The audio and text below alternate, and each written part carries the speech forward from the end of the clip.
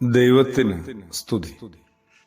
പ്രഭാത കിരണത്തിലേക്ക് സ്നേഹവന്തം. ഭാഗം 2360. ഇന്ന് ജൂൺ മാസം 17-ാം തീയതി 168-ാമത്തെ ദിവസത്തിലെത്തി. ഇങ്ങനെയൊന്നും ഈ ജീവിതം പോയാൽ പോരാ കേട്ടോ. അത് ഓരോരുത്തർക്കും നല്ല ബോധ്യമുണ്ട്. പക്ഷേ അനങ്ങാതിരിക്കുന്ന, ഒന്നും ചെയ്യുന്നില്ല എന്ന് എന്തോ അങ്ങ് തീരുമാനിച്ച് ഉറപ്പിച്ചതാണ്. ചില നിഷ്ഠകൾ കൊണ്ട് ജീവിതം ക്രമീകരിക്കണം.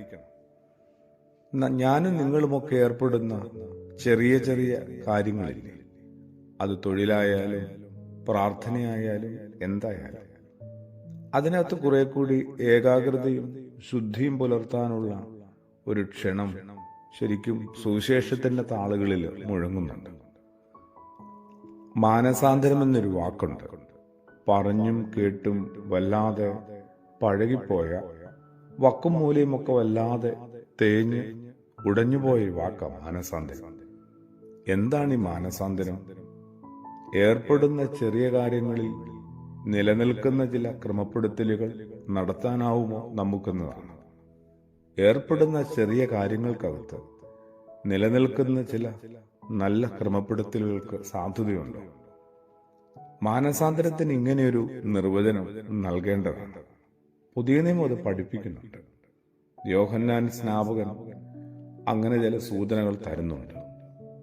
മരുഭൂമിയെ നടുക്കുന്ന ഉച്ചത്തിൽ അണല് സന്തതികളെ എന്നൊക്കെ വിളിച്ചാണ് പറഞ്ഞു തുടങ്ങുന്നത്. എല്ലാം പക്ഷെ നിസ്സാര കാര്യങ്ങളാണ്.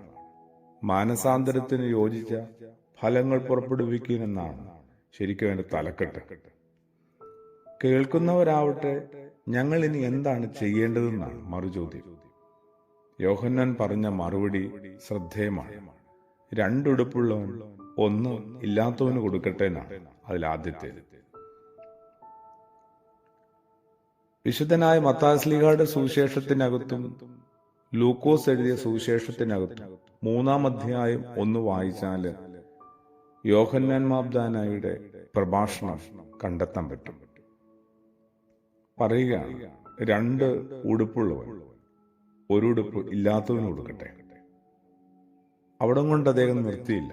ഭക്ഷണമുള്ളവനും അങ്ങനെ തന്നെ പങ്കുവെക്കട്ടെ ഇല്ലാത്തവനുമായിട്ട്. അപ്പോൾ ചുങ്കക്കാർ ചോദിച്ചു, ഞങ്ങൾ എന്താ ചെയ്യേണ്ടത്? അപ്പോൾ യോഹന്നാൻ അവരോട് പറഞ്ഞു, നിങ്ങളോട് ആജ്ഞാപിച്ചിട്ടുള്ളതിൽ കൂടുതൽ നിങ്ങൾ ഈടാക്കരുത്. അപ്പോൾ പട്ടാളക്കാർ ചോദിച്ചു, ഞങ്ങൾ എന്ത് ചെയ്യണം? യോഹന്നാൻ അവരോട് പറഞ്ഞു, നിങ്ങൾ ആരെയും ഭീഷണിപ്പെടുത്തരുത്, വ്യാജമായ കുറ്റാരോപണം നടത്തരുത്, കിട്ടുന്ന ശമ്പളം കൊണ്ട് തൃപ്തിപ്പെട്ട് ജീവിക്കണം. എത്ര ചെറിയ കാര്യങ്ങളാണ്, പക്ഷെ ഇത് മാനസാന്തരത്തിന്റെ വലിയ അടയാളങ്ങളാണ്. ചെറിയ ചെറിയ ഇടങ്ങളിൽ നിന്ന് നമുക്ക് കുഞ്ഞു കുഞ്ഞു മാറ്റങ്ങളിലൂടെ തുടങ്ങാം, ആരംഭിക്കാം. ആമേൻ.